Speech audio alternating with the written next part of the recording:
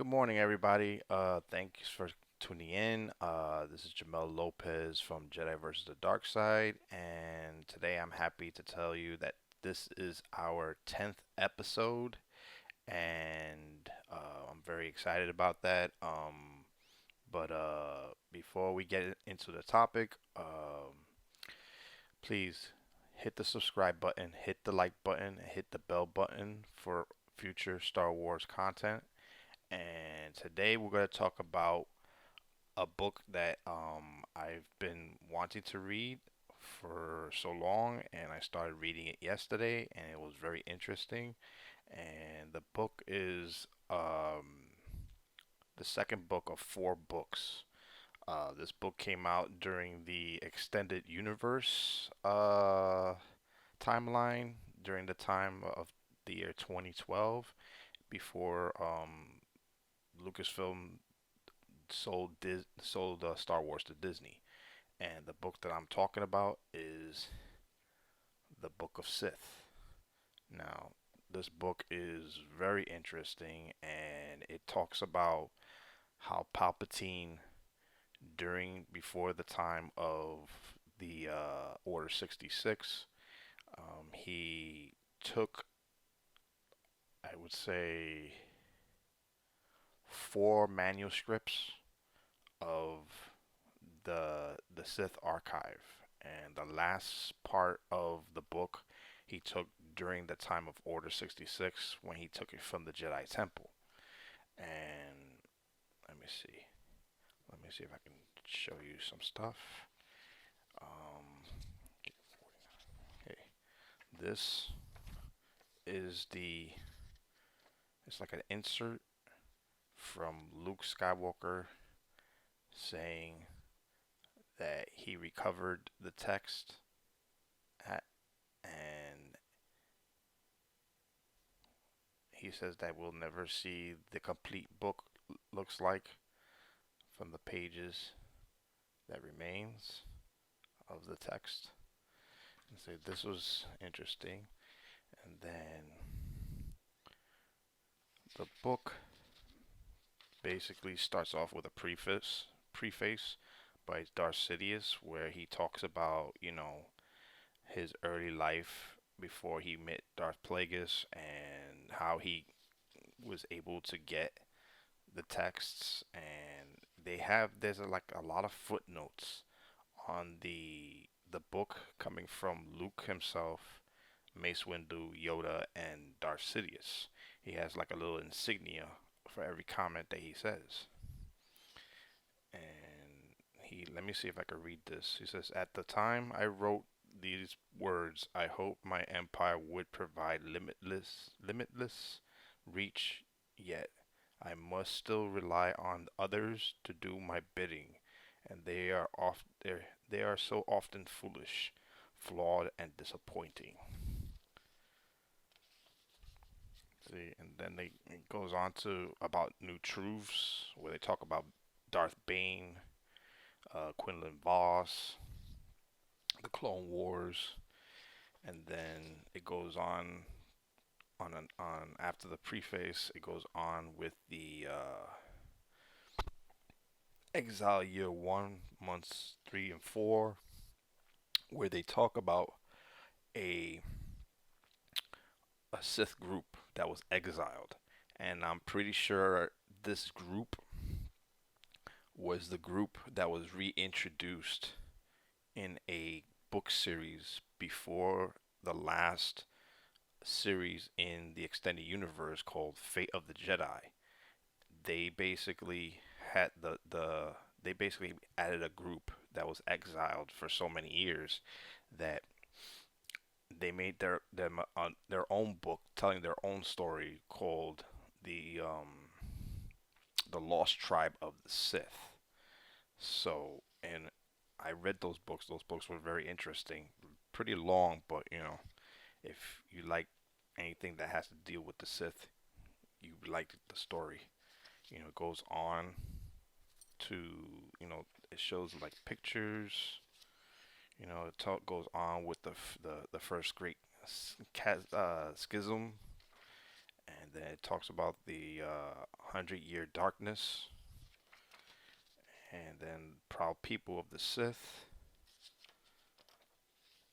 and then it talks about the Sith pureblood, and it goes on to talk about Sith weapons, Sith amulets, House of Power, Sith holocrons. They talk about the Sith holocrons, and they show you what a Sith holocron looks like. And then they talk about Reign of the Axe, which is a Sith master, Dark Lord of the Sith that had an axe, and he was pretty big, pretty nasty. It talks about the conquest of the Sith, and then War Beasts of the Sith. It talks about different kinds of animals, beasts, and throughout these pages, you'll see a lot of inserts, like little cliff notes from Luke, Mace Windu, Yoda, and Sidious. And it talks about the Sith alchemy also. Sith Incantations, where they talk about spells, and if you notice, Sidious during Rebels and during the Clone Wars series shows that he uses Sith incantations, like Sith spells, to block the Jedi from knowing that the Sith were around. And he's done it more than once in the animated series. Another thing that I want to show you is, let's see if I can put this here, is this cloth, which is a cloth, and it's a piece of which looks like a spell from the Sith Incantations, and it has a little blood on it, so that's pretty cool.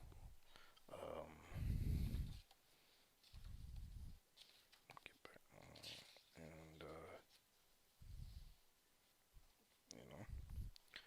and it goes on with the Sith Code. It talks about the Sith Code and how the Jedi Code was flawed. That they don't even believe in the Sith Code because of their view of the Force. And Sidious goes on and says, this single line of the Jedi Code does indeed contain some truth. It because my master's obsession. And the last line is, there is no death, there is the Force. Probably he's trying to say about Darth Plagueis's obsession, trying to live forever. And it goes on to say the Sith Code, which is peace is a lie, there is only passion. Through passion I gain strength. Through strength I gain power. Through power I gain victory. Through victory my chains are broken. The Force shall free me. And then it goes on to talk about the prophecy of Sithari, which is pretty interesting. And I'm on I was on page 49, where they talk about the years of Darth Malgus. And let me see, what else do they talk about? I'll just put this here. Talking about, if anybody doesn't know who Darth Malgus is a Sith Lord during the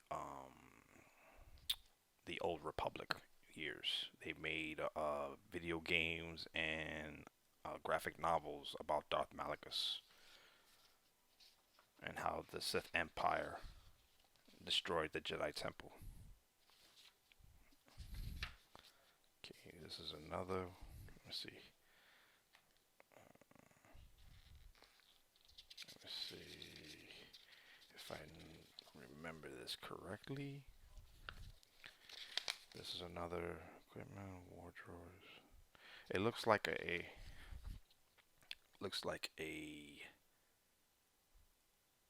a list of things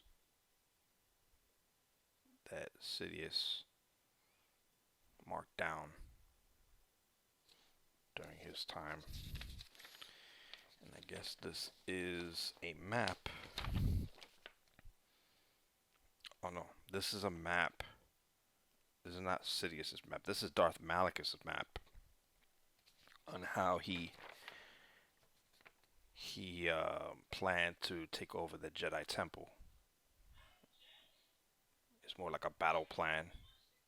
And if you guys don't know what I'm talking about, they did do a video on the intro into the video game, which is the Old Republic video game for the PC that never came out for the PS4 or the Super Nintendo or anything. It shows you how he attacked the Jedi Temple without even knowing that the Jedi knowing that he was coming. Okay, and then you have this little object that has the Sith insignia of the Sith Empire, and when you open it, it actually looks like a map.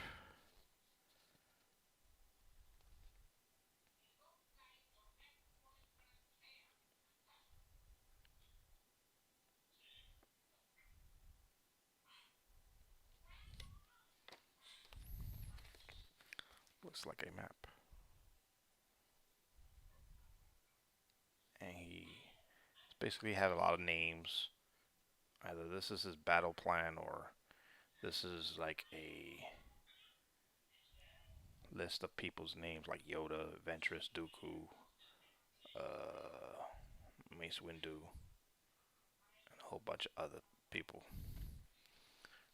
Then it turns it back into this. Okay, going back to the book. From there, it talks about probably one of the best things that everybody talks about constantly is the Rule of Two. And it talks about the history of the Rule of Two. And it starts off with Power of the Sith. And it talks about, the mistakes of Rusan, if you know Khan. Rusan. It talks about the title of Darth. And it shows a picture of all the people that took on the name Darth to become a Dark Lord of the Sith. It talks about striking from the shadows.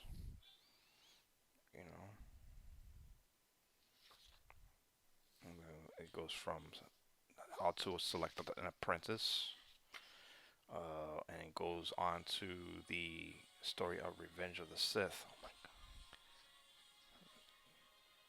Personal combat, lightsaber construction. Oh, it actually shows you how to create your own lightsaber. Lightsaber combat. Using the saber staff. Saber staff is what Darth Maul uses. Goes on to talk about Sith Armor. Darkside combat, which is pretty intense. Talks about the push, the choke, blind. These are all like things that we've seen in the movies, like when Anakin was choking Padme in Revenge of the Sith. Drain life, the ability to drain life, death field, mind share. And it's funny because mind share you've seen in the prequel series with Rey and Kylo Ren. Memory walk, wild, and then goes on to talk about wild power. And it talks about the Night Sisters, how the Night Sisters were part of the dark side and the history of the Sith, and it talks about how Ventress left Dooku and went back to the sisters to become a full-time Night Sister. It talks about more about the dark side, the history of Dathomir, uh, the history of the Night Sisters, more Winged Goddess, the Fang God. It talks about a character from the Clone Wars, from the Ones, where the sun turns into this huge bat, and it shows a picture of it, which is pretty interesting. Um, Talismans, talk about talismans. Beast of Dathomir. And they show a picture of a beast that looks like from Return of the Jedi from the beginning, where Luke is battling. Um, let me see if there's anything else that's worth mentioning. Darkside traditions. They talk about prophecies from the dark side. Um, there was a lot of prophets during the extended universe characters. Um, you know, okay. Science of creating life. Okay. It talks about this. There's a part of the book. Let me see if I can show it to you. This part right here, where it talks about Plagueis's uh,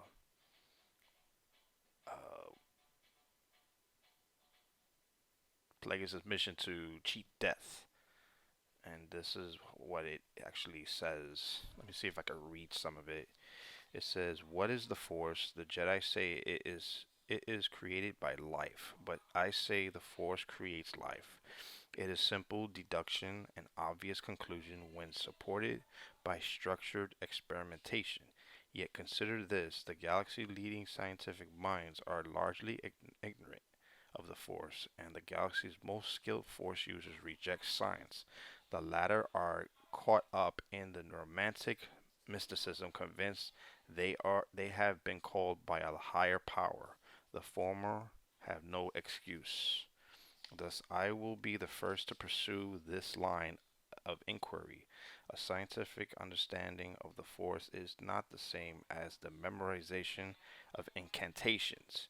Science seeks to understand the principle behind a reaction, not merely how to replicate it, particularly when the formulas for the reactions are bloated with centuries of empty ornamentations. To study alchemy, one must strip away its rhythm phrases and its presence obsession with blood sacrifice. To study the schematics and talismans, one must look beyond the words of invocations. When a talisman unleashes its power, what is the true trigger? The words, the speaker's tone, his mental staff. If the talisman's power resides inside the gem, what will happen if a fragment of it shaved off? Then another. Does the energy dissipates when sufficient mass is lost? Is the ratio consistent for similar gems and similar talismans? The Sith of old never asked these questions, for tradition and obedience extinguish their spark of curiosity, and these questions are much more than ideal speculation. My science will remove everything superfluous. In this way, the true nature of the fundamental elements of the Jedi and the Sith wield so cautiously will be revealed. Then you have a small footnote from Luke saying the element of Plagueis couldn't measure is the will of the Force. The Jedi hear this call, and I believe the Sith do too. I do think the Force felt compelled to speak to Plagueis. Luke. This is interesting, very interesting. It goes more into the whole idea of cheating death from Revenge of the Sith. Um, then it goes on, and it has more into the whole thing. It says influencing metachlorines. They talk about the metachlorines right here. Actually, right here.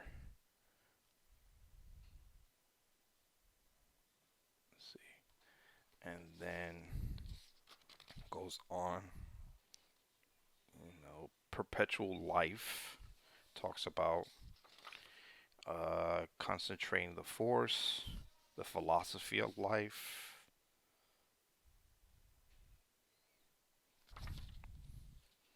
Talks about new explorations in the force,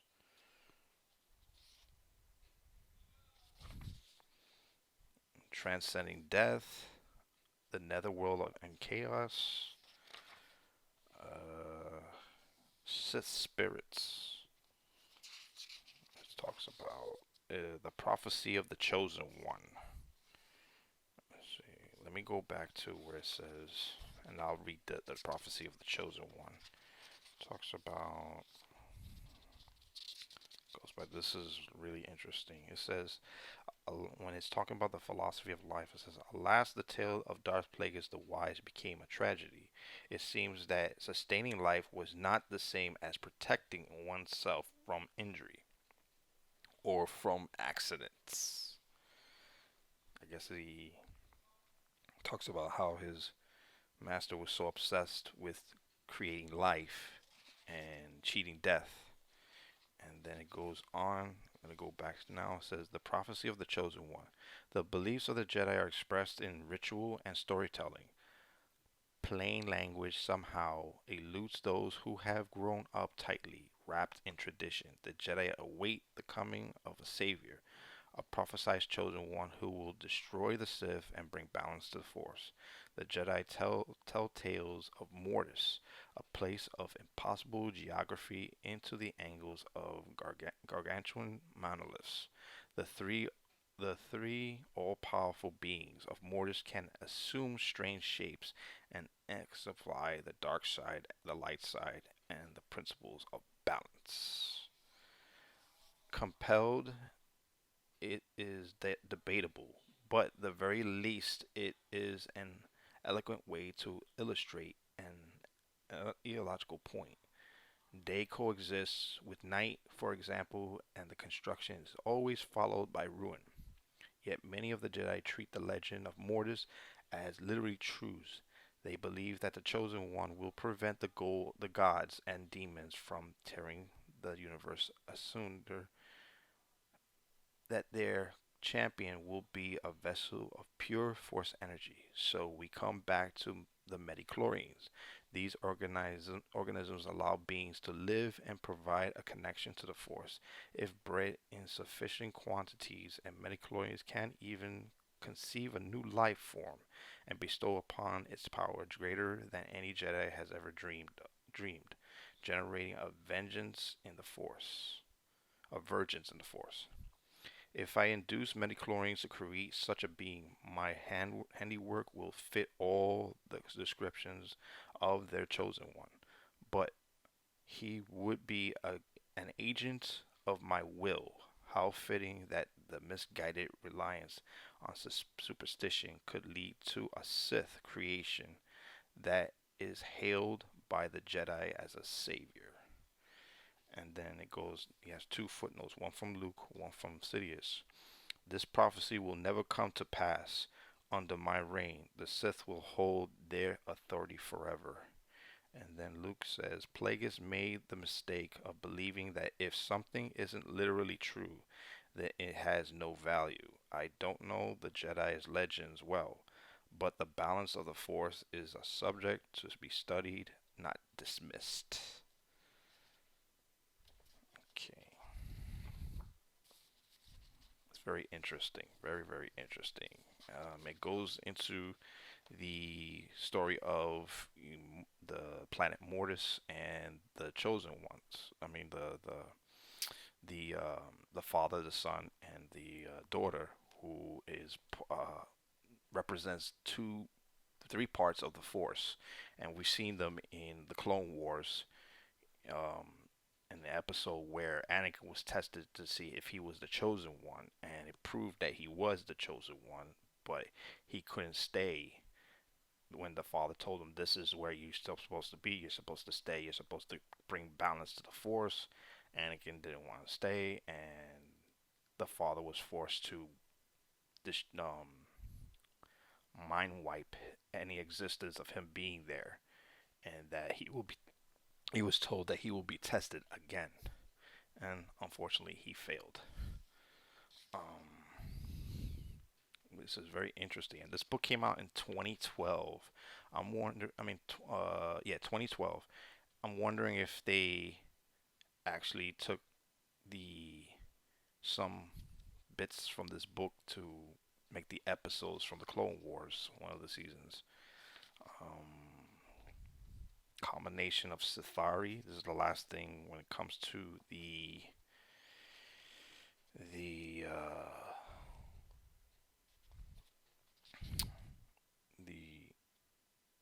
talking about Plagueis and cheating death. Then it goes to Absolute Power, another insertion by Darth Sidious, where he ends the book, and he has this, and on the bottom it says, "So simple in concept, yet I can bound by the incompetence of others. I trust that my commanders will style distant, but frequently it grows louder. Had I not foreseen my internal triumph, I might be troubled."